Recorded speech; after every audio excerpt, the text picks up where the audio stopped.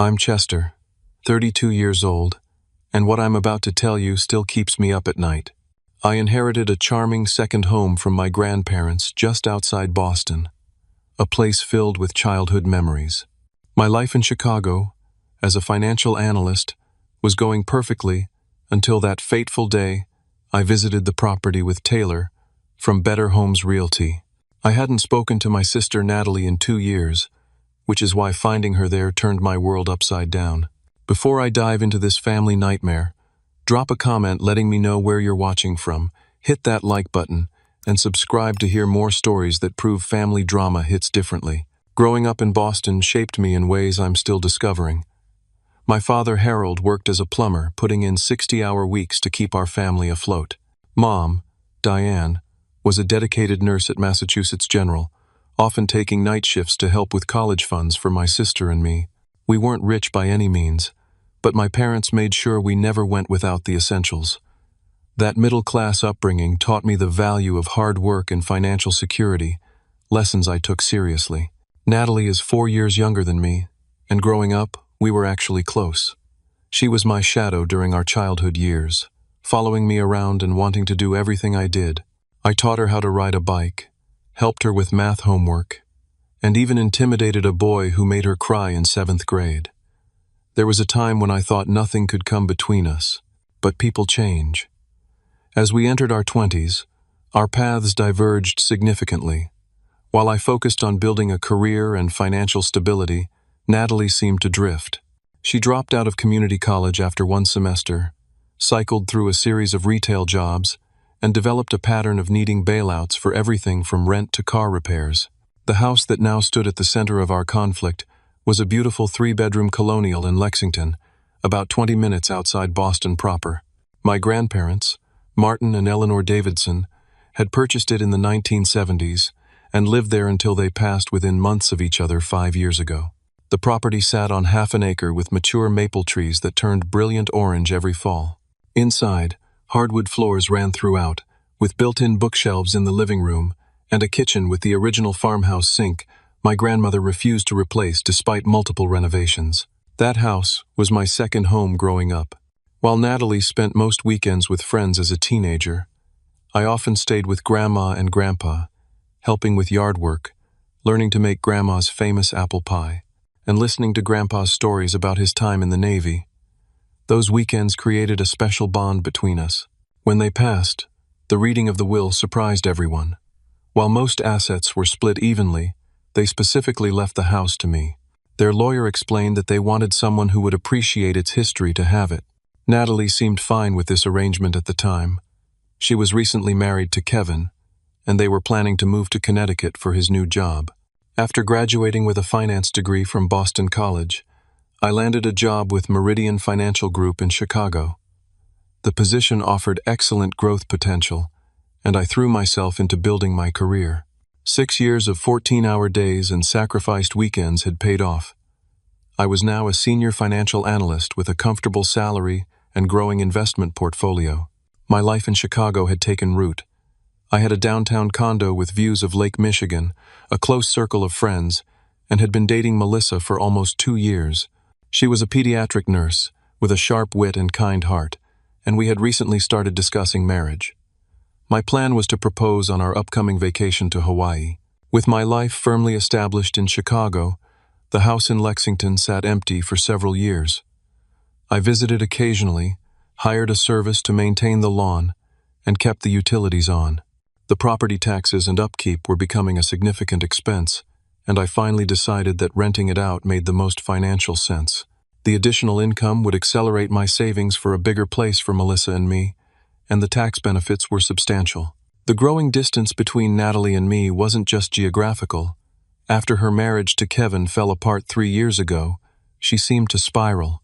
Our conversations became increasingly tense, always ending with implied requests for money. I tried to help initially, covering her rent for 2 months, paying to fix her car, sending money for groceries, but the requests never stopped coming. The breaking point came during a Christmas visit 2 years ago. I discovered she had opened a credit card in my name and racked up over $8,000 in debt.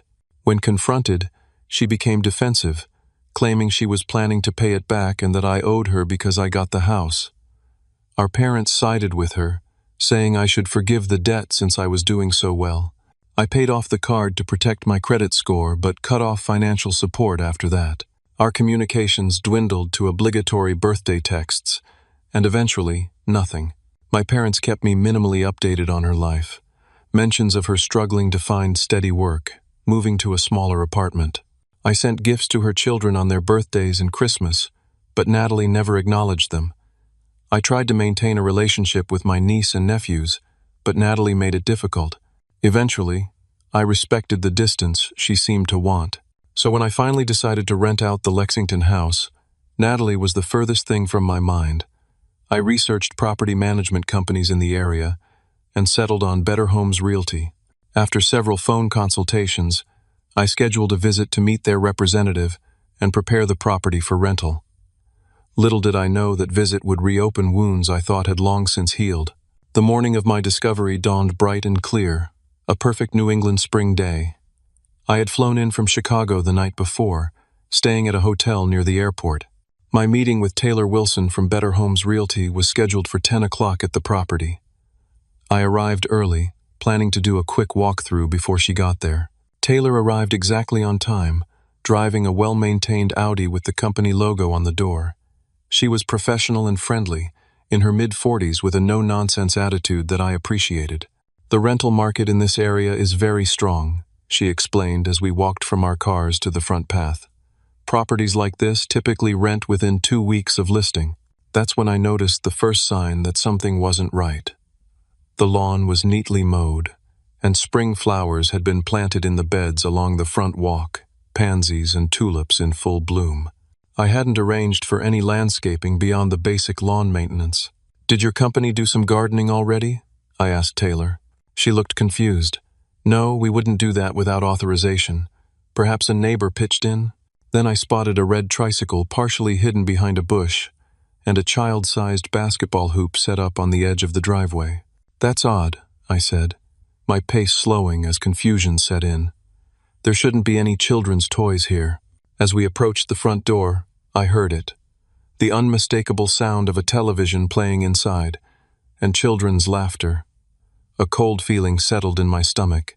I tried my key in the lock, but it wouldn't turn. The locks had been changed. I rang the doorbell, exchanging a concerned glance with Taylor. After a moment, footsteps approached. The door swung open, and there stood my sister Natalie. She looked different from when I'd last seen her. Her once short hair now fell past her shoulders, and she'd lost weight. She wore yoga pants and a faded Boston Red Sox t-shirt. For a moment, we just stared at each other in shock. "Chester?" she said, her voice rising in surprise. "What are you doing here?" "What am I doing here?" I repeated incredulously. "This is my house. What are you doing here?" Behind her, I could see into the living room. My grandparents' furniture was still there, but rearranged. Toys were scattered across the floor, and a cartoon played on a television that hadn't been there when I last visited. A small child, my nephew Tyler, now about 4 years old, peeked around the corner.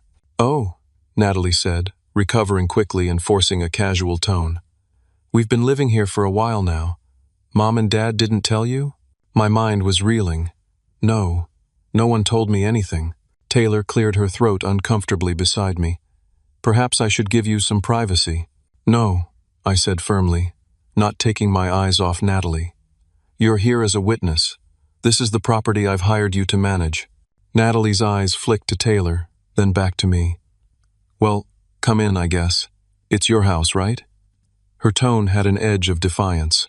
I stepped inside, with Taylor following hesitantly. The house smelled different, a mixture of breakfast cereal, children's shampoo, and scented candles. Natalie had clearly made herself at home. Emma, my 8-year-old niece, emerged from the kitchen, a bowl of cereal in her hands. Her eyes widened. "Uncle Chester," she exclaimed, genuinely happy to see me. She put her bowl down and ran to hug me. Despite my anger, I returned the embrace. "Hey, Emma Bear," I said, using my old nickname for her. "You've grown so much." Jacob, the middle child at 6 years old, appeared at the top of the stairs, curious about the commotion. "Who's that?" he asked, not recognizing me after so long. "That's your Uncle Chester," Natalie said, her tone now tense. "Kids, go upstairs for a bit while we talk." But Mom Emma began to protest. "Now please," Natalie said firmly. As the children reluctantly disappeared upstairs, I turned to Natalie, struggling to keep my voice level. "I need an explanation. Right now." Natalie crossed her arms. "What's there to explain? I needed a place to stay after Kevin, and I split up. The house was sitting empty. Mom and Dad gave me permission." "Permission?" I felt heat rising in my face. "They can't give permission for a house they don't own." "I own this house, Natalie." "Well, you weren't using it," she said dismissively. "It seems pretty selfish to let it sit empty when your own sister and her kids needed a home." "Selfish?" I was dumbfounded. "You moved into my house without asking me, changed the locks, and I'm the selfish one?" Taylor shifted uncomfortably beside me. "Mr. Davidson, perhaps we should reschedule." "You know what, Chester?" Natalie interrupted, her voice rising. "If you have such a problem with it, why don't you call the police? Have your own sister and her kids thrown out on the street. That would make you feel big, wouldn't it?" The challenge hung in the air between us. I looked around at the evidence of their lives here.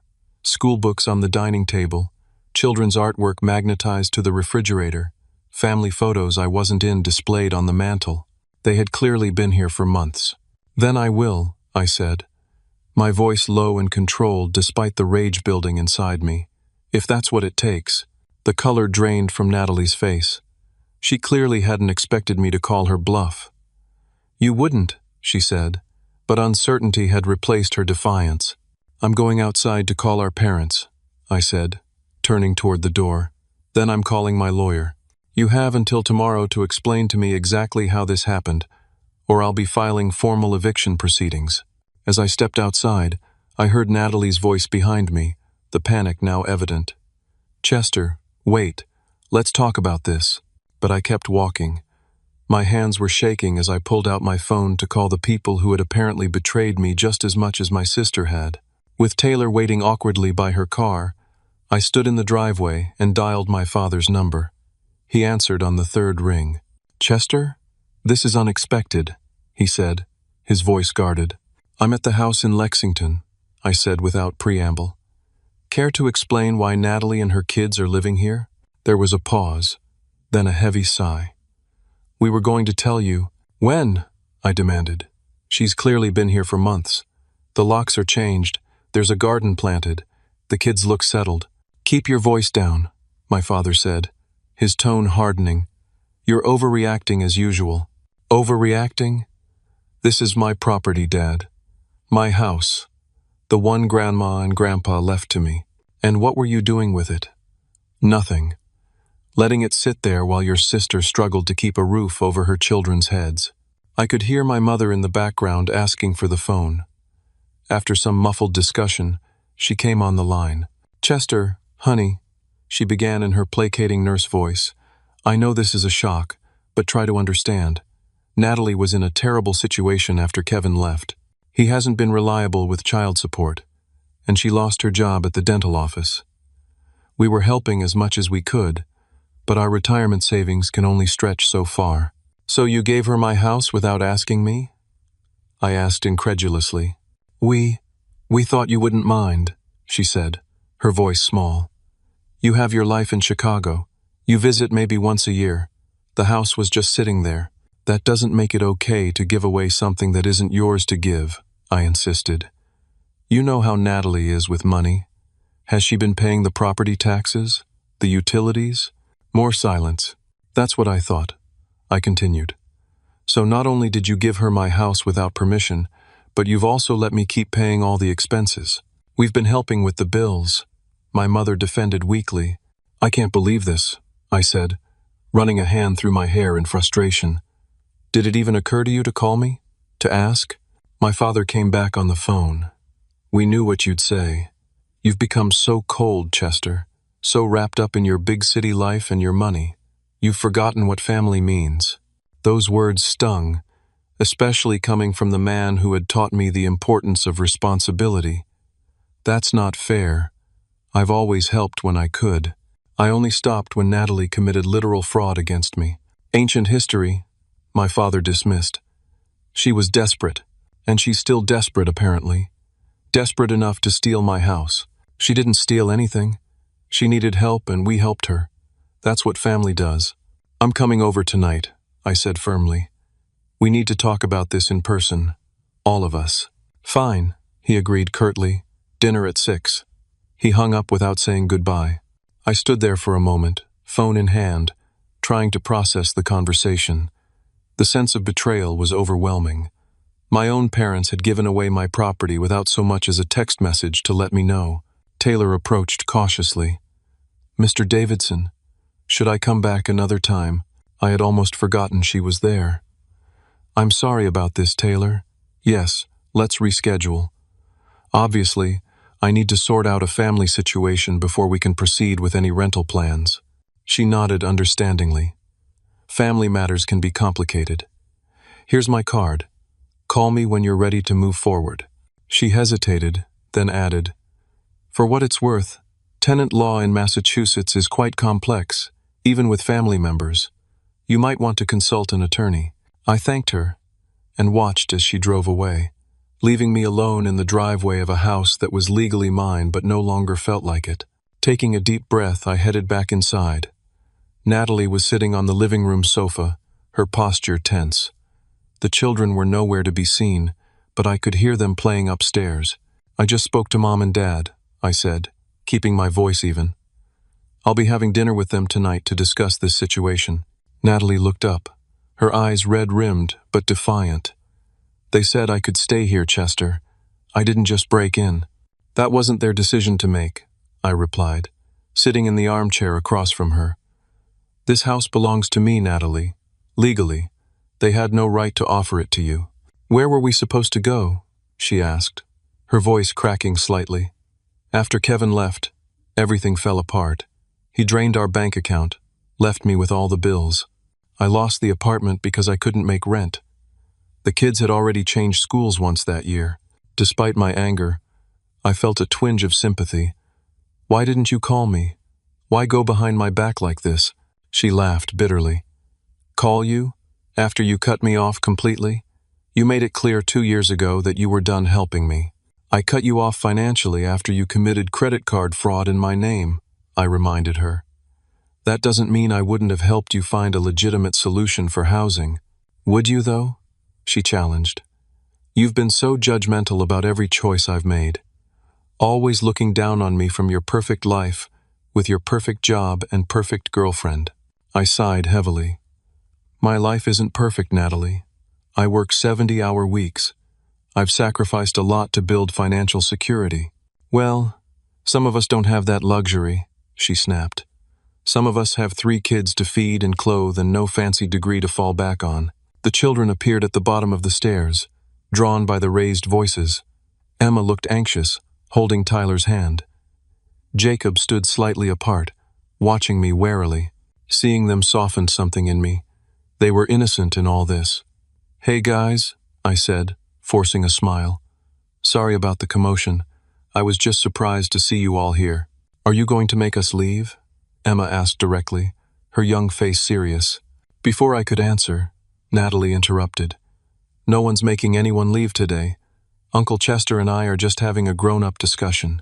I held my tongue, not wanting to argue in front of the children. I need to go check into my hotel and make some calls, I said, standing up. Natalie, we're not done with this conversation. You have 1 week to explain yourself honestly, including your financial situation, how long you've been here, and what arrangements you've made with Mom and Dad. Then we can discuss next steps.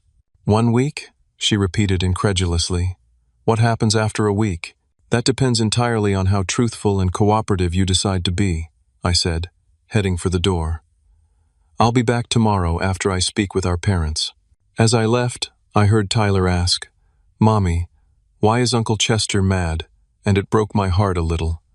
This mess wasn't his fault, or any of the children's, but it couldn't continue.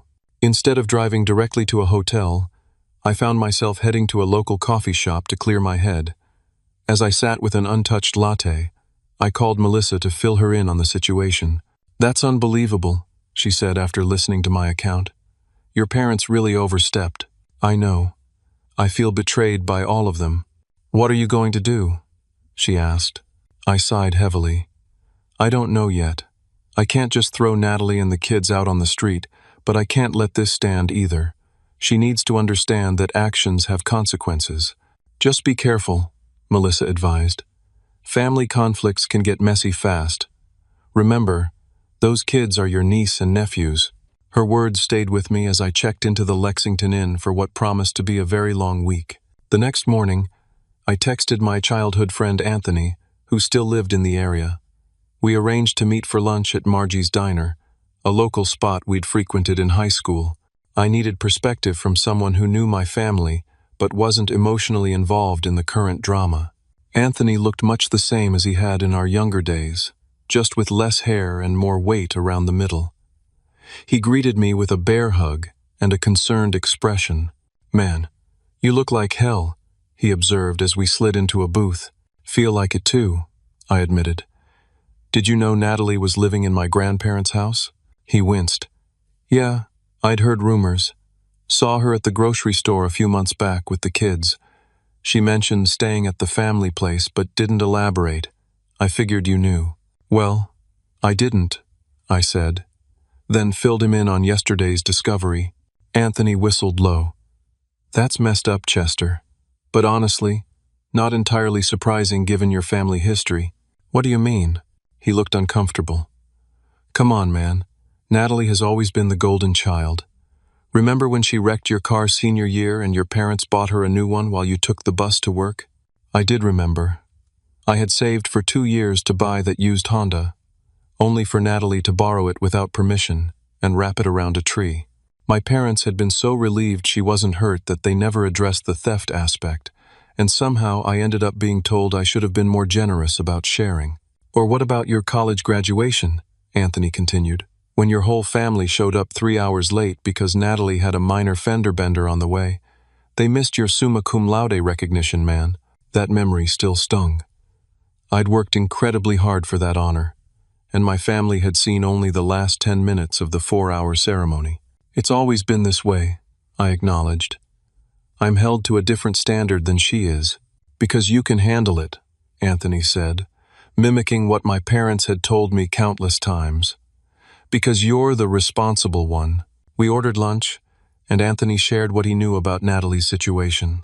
Her ex-husband, Kevin, had apparently left town with a waitress from the local sports bar, leaving Natalie with massive debt and 3 children to support alone. She'd lost her job as a dental receptionist shortly after. "Not that I'm defending her moving into your place without permission," Anthony clarified, "but she was in a bad spot. She could have called me," I insisted. "Instead, she went behind my back. Would you have let her stay if she'd asked?" he challenged. I hesitated. "I don't know. Maybe temporarily, with clear terms. But that's not the point. The point is, she didn't ask." Anthony nodded. "Fair enough." After lunch, I drove to my parents' house in Woburn, steeling myself for what promised to be an uncomfortable dinner. The modest split level looked exactly as it had during my childhood. Same beige siding, same rhododendron bushes flanking the steps. My mother answered the door, immediately pulling me into a tight hug as though nothing was wrong. "Chester, it's so good to see you. Come in, come in. Dad's watching the game, but dinner's almost ready." The familiar smell of her pot roast filled the house. A calculated move, I was sure. It had always been my favorite. My father looked up briefly from the television as I entered the living room. "Chester," he acknowledged with a nod before returning his attention to the basketball game. Dinner began in awkward silence. My mother made several attempts at small talk, asking about my flight, my work, Melissa, until I finally put down my fork. "Can we address the elephant in the room? You gave Natalie permission to live in my house without telling me." My father's jaw tightened. "We did what we had to do for family." "It wasn't yours to give," I repeated for what felt like the 100th time. "You abandoned that house," he said accusingly. "Visit once a year at most. while it sits there empty. I didn't abandon anything. I've maintained it, paid the taxes, kept the utilities on. That's called being a responsible property owner. While your sister and her children were about to be homeless, my mother interjected, her voice quavering. What were we supposed to do, Chester? Call me, I said emphatically. Tell me what was happening. Ask if I could help. Any of those would have been better than going behind my back. We knew what you'd say, my father retorted. Ever since that credit card business, you've been cold toward Natalie. You wouldn't have helped. You don't know that because you never gave me the chance, I argued.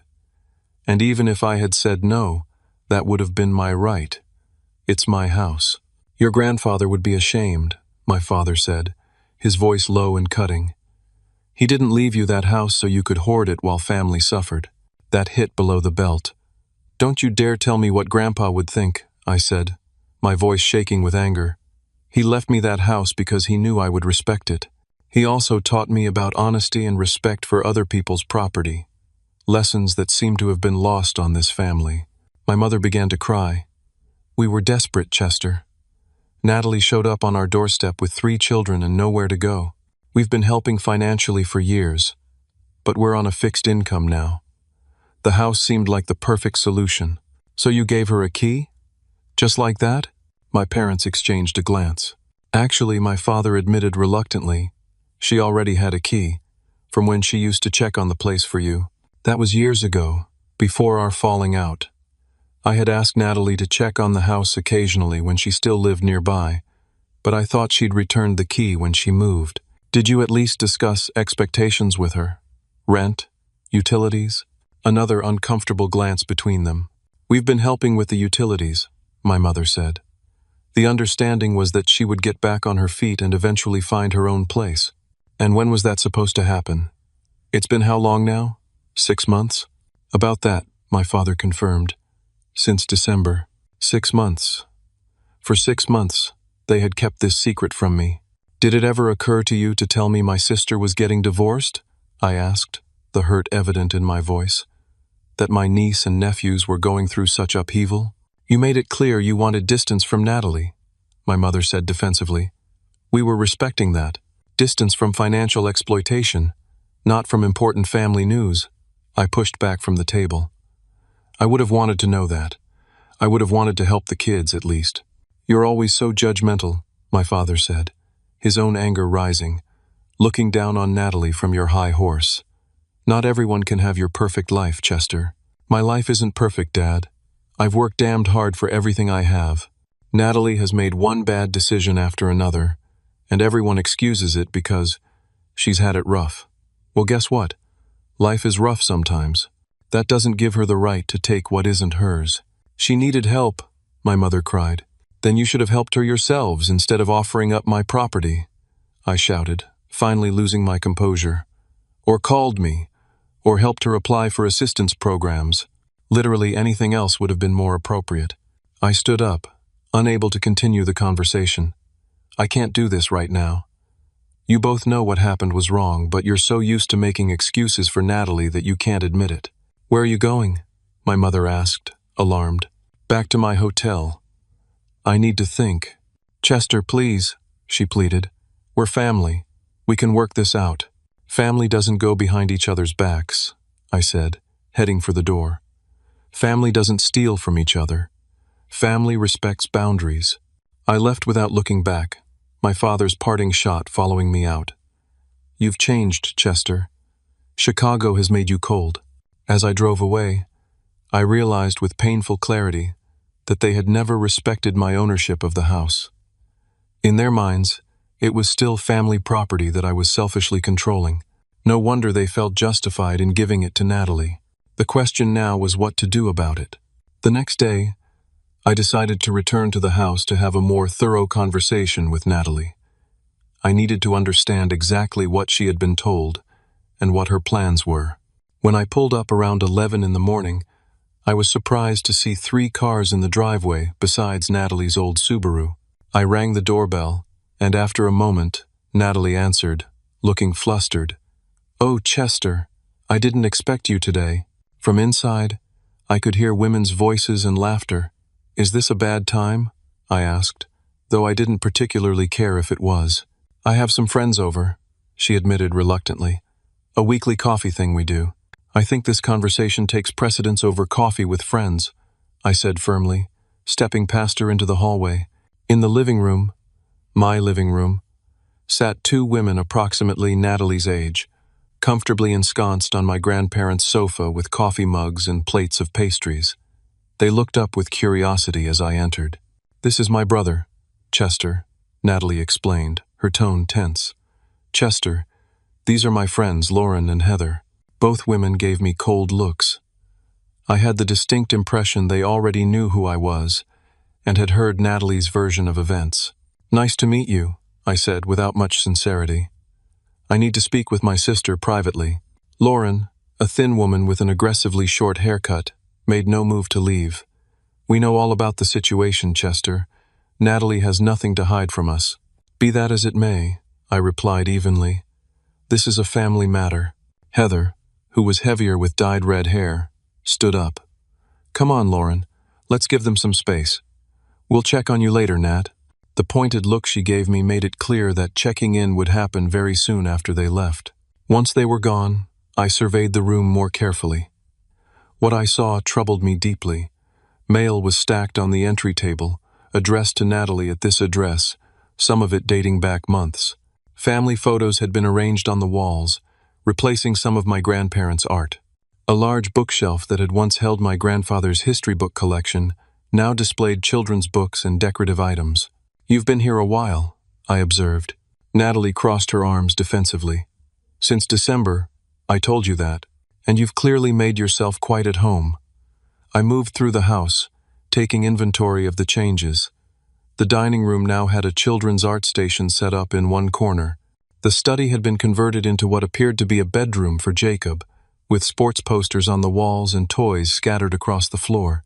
But what really stopped me in my tracks was the condition of my grandmother's china cabinet in the formal dining room. The beautiful cherry wood piece had been painted a chalky white, and several of the delicate china pieces inside, passed down through generations, were missing. What happened to Grandma's china? I asked, my voice dangerously quiet. Natalie shifted uncomfortably. The kids broke a few pieces accidentally. They were playing, and a ball hit the cabinet. So you painted a 200-year-old cherry cabinet? White? She shrugged. It looks more modern now. The dark wood was depressing. Something snapped inside me. You had no right to alter anything in this house, Natalie. This isn't yours. It's just paint, Chester. It can be stripped if you care that much. That's not the point. You've been acting like you own this place. You've moved in, redecorated, invited your friends over to treat it like it's your home. It is my home, she shouted back. Maybe not legally on paper, but it's more my home than yours. You abandoned it. I did not abandon anything, I said through gritted teeth. I've maintained this property, paid every bill, kept it in the family, while you live your perfect life in Chicago, she spat. Some of us don't have that luxury. Some of us have real problems. And some of us make responsible choices, I countered. Your real problems are largely of your own making, Natalie. Her eyes flashed with anger. You heartless jerk. Not everyone gets the opportunities you've had. We had the exact same opportunities. Same parents, same schools, same chance at college. I worked my way through school while you partied and dropped out. I built a career while you bounced from job to job. I saved money while you racked up debt. You don't know anything about my life, she said bitterly. You have no idea what it's like to be a single mother of 3. You're right, I don't, I conceded. But I do know what it's like to have family members who take advantage of you repeatedly, who steal from you, who go behind your back. The children had appeared at the top of the stairs, drawn by our raised voices. Emma looked close to tears. Jacob glared at me with hostility, while Tyler just looked confused. Kids, go back upstairs, Natalie ordered, her voice shaking. Why is Uncle Chester yelling at you? Jacob demanded, not moving. Because your uncle only cares about money and things, Natalie said loudly, making no attempt to shield them from the conflict. Not about family. That was a low blow, using the children as emotional leverage. That's not true, I said, modulating my tone. I care very much about family. Family that respects each other. Respect? Natalie laughed harshly. You want to throw your sister and her children out on the street and call it respect? I never said. You'll have to drag us out, she continued, playing to the children. Call the police on your own flesh and blood. Stop it, Natalie, I warned. Don't manipulate the kids like this. I walked into the kitchen to collect myself, and that's when I saw it. A stack of papers on the counter next to Natalie's laptop. Legal documents. I shouldn't have looked, but something compelled me to glance at the top page. It was a letter from an attorney regarding challenging the Davidson estate distribution. My blood ran cold. I picked up the papers and scanned them quickly. Natalie had been consulting with a lawyer about contesting our grandparents' will, nearly 5 years after the fact, claiming that the house should have been distributed equally between us. Natalie appeared in the doorway, saw what I was looking at, and lunged to grab the papers. Those are private. You're trying to challenge the will? I asked incredulously. After all this time? She snatched the papers away. I was just exploring my options. Your options? I repeated. Your option is to accept that this house legally belongs to me, and that you're living here only by my grace at this point. Grace? She scoffed. You didn't even know I was here until 2 days ago. Because you and our parents conspired to keep it from me, I shouted. And now I find out you've been planning to try to take the house legally, after moving in without permission, after damaging family heirlooms and changing locks. This should have been half mine to begin with, she insisted. Grandma and Grandpa played favorites, just like Mom and Dad always did, only they favored you instead of me for once. The accusation was so ludicrous I almost laughed.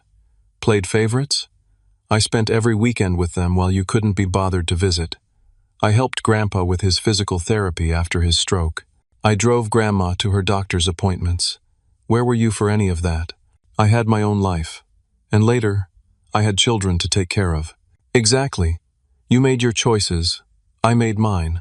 They left me the house because I was the one who cared for them and the property. That's not fair, she insisted. Life isn't fair, I shot back. But you know what's really unfair? You telling everyone in town that I abandoned this property so you could claim it. You letting your kids believe this house will be theirs someday. Her expression confirmed my suspicion. You've been telling them that, haven't you? That this is their permanent home? She didn't answer, which was answer enough. This stops now, I said with quiet intensity. I'm calling my lawyer today. You'll be receiving formal eviction papers.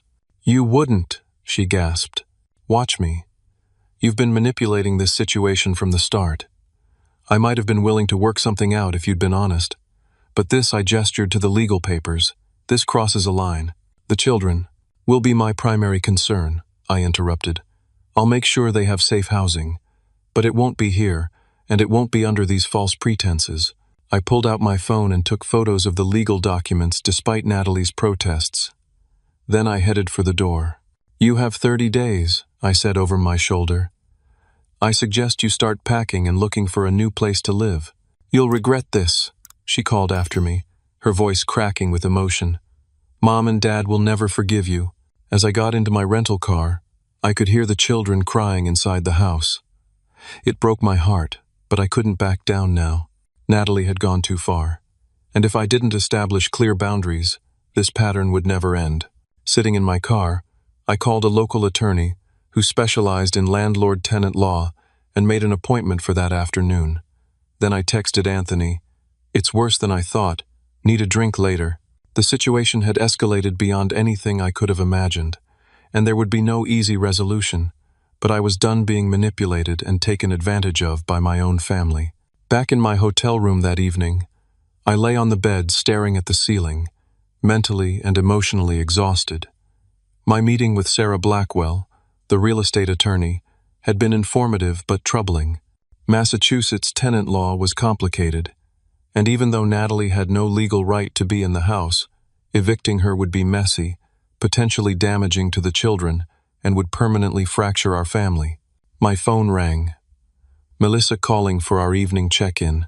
"Hey," I answered, not bothering to hide my weariness. "That bad, huh?" she asked sympathetically. I filled her in on the day's discoveries. The altered heirlooms, the legal consultation, the children being drawn into the conflict. "Oh, Chester," she sighed. "What a nightmare. I don't know what to do, Mel. On one hand, I'm furious and want to stand my ground. On the other, those kids." My voice trailed off. "Those kids are innocent," she finished for me. "And they're your family too." "Exactly. But if I back down now, what message does that send? That anyone can take advantage of me and I'll just accept it? That there are no consequences for Natalie's actions?" Melissa was quiet for a moment. "What if you looked for a third option? Something that establishes your boundaries but doesn't punish the children." "Like what?" "I don't know exactly, but there has to be a middle ground between letting Natalie stay consequence-free and putting 3 kids through a traumatic eviction." After we hung up, I sat with that thought. A third option, something that would protect the children while still holding Natalie accountable.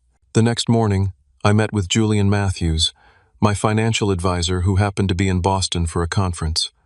Over breakfast at the hotel restaurant, I outlined the situation. "Financially, what are my options here?" I asked after bringing him up to speed. Julian considered this thoughtfully. "Several, actually. You could sell the property and use some of the proceeds to help your sister find suitable housing, perhaps with a structured arrangement where payments go directly to a landlord rather than to her." "That would solve the immediate problem," I acknowledged, "but I'm not sure I'm ready to sell a family property with so much history and meaning." "Alternatively," Julian continued, "you could formalize a rental agreement with your sister, below market rate, but with strict conditions regarding property maintenance, timely partial rent payments, and perhaps financial counseling." "She's proven herself untrustworthy," I pointed out. "What's to stop her from violating any agreement we make?" "Legal consequences clearly spelled out in the agreement," he replied. "And perhaps a third-party guarantor or co-signer, though I gather your parents might not be ideal for that role." As we were discussing options, my phone rang with an unknown local number. I excused myself to answer it. "Is this Chester Davidson?" a male voice asked. "Yes. Who's calling?" "This is Kevin Travers, Natalie's ex-husband. I understand there's a situation with the house." I was momentarily stunned. "How did you get my number?" "Your mother gave it to me," he said. "Look, I know we've never met, but I think we should talk. Natalie called me last night in hysterics about you evicting her and the kids." I agreed to meet him that afternoon at a coffee shop near his workplace in Cambridge. I wasn't sure what to expect, but I wanted to hear his perspective. Kevin turned out to be different from what I'd imagined based on Natalie's descriptions. He was clean-cut, articulate, and seemed genuinely concerned about his children. After awkward introductions, we got straight to the point. "I want to be clear," he began, "that I never abandoned my family, despite what Natalie might have told you. Our marriage fell apart, yes, but I've been fighting for fair custody and visitation since day one." "She implied you left them without support," I said carefully. Kevin sighed heavily. "I've never missed a child support payment. Not once. I have the records to prove it. Natalie has consistently interfered with my court-ordered visitation and poisoned the kids against me." This didn't align with the story I'd heard from my parents and Natalie. "If that's true, why haven't you taken legal action?" "I have," he said, pulling out his phone and showing me court documents. "I've been back to family court 3 times in the past 2 years. The latest hearing is next month. Natalie keeps finding ways to delay and obstruct." As Kevin shared more details about their divorce and the aftermath, a clearer picture emerged. One of Natalie as not just a victim of circumstances, but as someone who manipulated situations to her advantage and used the children as pawns. "Don't get me wrong," Kevin added, seeing my expression. "I'm not claiming to be perfect. Our marriage had real problems on both sides, but the narrative that I abandoned them is simply false." "Why are you telling me all this?" I asked. He looked me straight in the eyes. "Because those are my kids too, and I care what happens to them. Natalie creates chaos and instability in their lives. They need structure and consistency. What would you suggest I do about the house situation?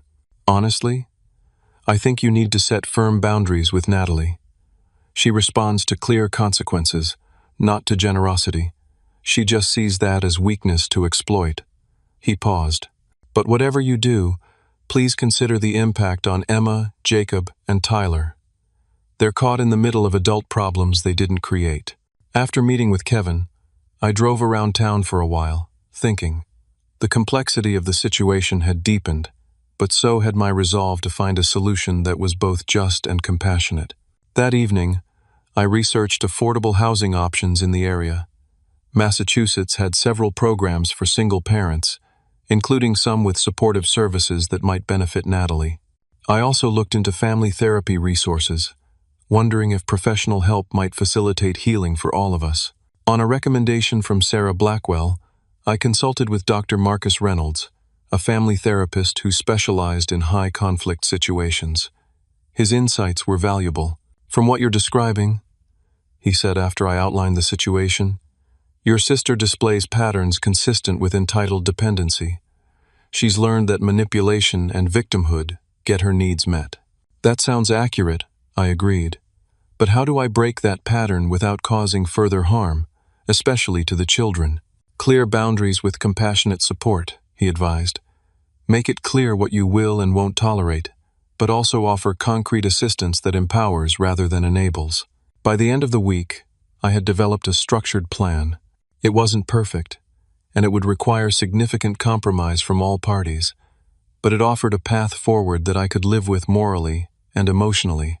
The plan included a 3-month timeline for Natalie to find new housing, with my financial assistance for the security deposit and first month's rent, continued occupancy of the Lexington house during that period, contingent on proper care of the property, and weekly progress updates on her housing search, financial counseling as a condition of my assistance, a commitment from me to establish an education fund for Emma, Jacob, and Tyler, regular visitation rights for me with my niece and nephews, a request that my parents contribute to the transition plan if they wished to be involved. It wouldn't be easy, and I had no illusions that Natalie would embrace it immediately. But it was a solution I could stand behind, one that recognized my legal rights while acknowledging my moral responsibility to family. Armed with this plan, I scheduled a final meeting at the house with Natalie, prepared for whatever reaction might come. When I arrived at the house for our final meeting, Natalie was alone. The children were at school, which was for the best. This conversation needed to happen between adults, without emotional manipulation, using the kids as shields. She let me in silently, her posture defensive but less hostile than before. The house was noticeably tidier, and I spotted boxes in the corner. She had at least begun the process of sorting belongings. "I've been thinking a lot about this situation," I began, sitting at the kitchen table, "about our family history, about the kids, about what's fair to everyone involved." Natalie remained standing, arms crossed. And I'm not going to file formal eviction proceedings," I said calmly. Her posture relaxed slightly, relief evident in her face. "So we can stay?" "Temporarily with conditions," I clarified, and proceeded to outline my proposal. As I expected, she initially balked at the financial counseling requirement and the 3-month timeline. "That's not enough time to find a decent place," she protested. "It is if you actively search and are realistic about what you can afford," I countered. "I've researched housing in this area extensively. There are options within your budget, especially with the assistance I'm offering. And if I refuse your conditions, then we go back to the legal route," I said firmly. "These terms are more than fair, Natalie. They address your needs while respecting my property rights." She was quiet for a long moment, considering. "What about the kids' school? They're settled here. The districts I've identified would keep them in the same schools," I assured her. I thought of that. Another long pause. Then, unexpectedly, her eyes filled with tears. "Why are you doing this?" she asked, her voice small. "After everything I did, moving in without permission, altering the house, the legal consultation, you'd still help us?" "Because you're my sister, and those children are my family," I said simply. "And because despite everything, I don't believe you acted out of malice. You were desperate and made poor choices." She sank into a chair across from me. "I was so angry with you," she admitted, "for having it all together, for inheriting the house, for cutting me off financially. It felt good to take something from you for once." Her honesty, however painful, was a step in the right direction. "I understand that anger," I said. "But Natalie, you've been angry at the wrong things. I worked hard for what I have." The house came to me because I maintained a relationship with Grandma and Grandpa. "I know," she said quietly. "Deep down, I've always known that. It was easier to blame you than to face my own mistakes." That admission opened the door to the most honest conversation we'd had in years. For the next 2 hours, we talked through resentments and misunderstandings that had festered between us since childhood. I learned about her struggles with depression after each child was born, her feelings of inadequacy compared to me, her genuine difficulties navigating single parenthood. In turn, I shared how hurt I'd been by her credit card fraud, her dismissal of my work ethic as luck, and the way she'd turned our parents against me over the years. "I never meant to come between you and Mom and Dad," she said, though we both knew that wasn't entirely true. "Regardless, we need to establish healthier patterns," I insisted. "All of us." By the time the children came home from school, we had reached an agreement that both of us could live with. Natalie would accept my terms, and I would help ensure the transition was as smooth as possible for Emma, Jacob, and Tyler. That evening, I invited our parents over and presented the plan to them. My father was initially resistant, seeing it as me asserting control rather than helping. "This is still me forcing Natalie out," he argued, "just with a nicer package." "No, Dad," I corrected him. "This is me establishing boundaries while still being compassionate. There's a difference." My mother, more practical, focused on the logistics. Where will they go? What about the children's routines? I walked them through the research I'd done on housing options and support services. "I've thought this through carefully, but I need your support, not your undermining." After much discussion and some lingering tension, they reluctantly agreed that my solution was reasonable. More importantly, they acknowledged their role in enabling the situation. "We should have talked to you first," my mother admitted. "We were trying to help one child without considering the impact on the other. We've always expected more from you because you seemed capable of handling it," my father added. "That wasn't always fair." It wasn't a perfect reconciliation, but it was a start. The next 6 months were challenging as we implemented the plan. Natalie found a 3-bedroom apartment about 15 minutes from the Lexington house, in a good school district with affordable rent. With my help for the deposit and first month, she was able to secure a lease. The financial counseling was a struggle at first. Natalie resisted having someone scrutinize her spending habits. But gradually, she began to see the value in budgeting and planning. She found a new job as an administrative assistant at a local community college, which offered tuition benefits she could potentially use to complete her degree. As for the house, I ultimately decided that selling was the best option. The property held too many complicated emotions now. After some renovations to restore my grandmother's china cabinet and address other changes Natalie had made, I listed it with Taylor from Better Homes Realty. The sale closed quickly, and while most of the proceeds went toward my future with Melissa, I set aside a significant portion for education funds for Emma, Jacob, and Tyler. Whatever issues existed between the adults in the family, the children deserved a chance at opportunity. My relationship with my niece and nephews improved dramatically once the housing conflict was resolved. I made regular visits to their new apartment, took them for outings, and established myself as a consistent presence in their lives. Emma, in particular, seemed to thrive with this additional support, showing an interest in finance that reminded me of myself at her age. The healing with my parents took longer. Years of patterns don't change overnight, but our conversations became more honest, less layered with unspoken resentments. They began to acknowledge Natalie's responsibility for her choices, rather than reflexively defending her or expecting me to fix everything. A year after the discovery that had upended everything, Melissa and I were married in Chicago. My entire family attended. Parents, Natalie, the children, even Kevin, who had successfully gained more consistent visitation rights. The dynamics were different now, more balanced.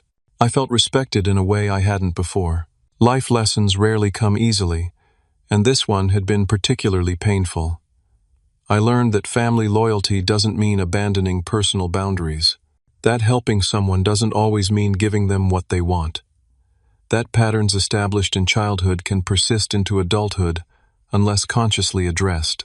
Most importantly, I learned that true compassion includes accountability. By holding Natalie responsible while still offering support, I gave her the opportunity to grow rather than remain dependent. The path to healing our family lay not in endless accommodation, but in honest communication and appropriate boundaries. As I look back now, I realize that what started as a property dispute was really about much deeper issues: respect, responsibility, and the complicated bonds of family. Our grandparents' house wasn't just a physical structure, it was a symbol of our family legacy and the values we claim to uphold. In the end, the question wasn't really about who deserved to live in that house. It was about what kind of family we wanted to be going forward. The answer required sacrifice and growth from all of us, but the relationships we've rebuilt are stronger for having weathered the storm. Have you ever had to set difficult boundaries with family members? What did you learn from the experience? Drop your thoughts in the comments below, and if this story resonated with you, please hit the like button and subscribe to hear more real-life stories about navigating complex family dynamics. Your support means the world to me. And remember, sometimes the hardest conversations lead to the most meaningful growth. Thank you for listening, and I wish you strength and wisdom in your own family journeys.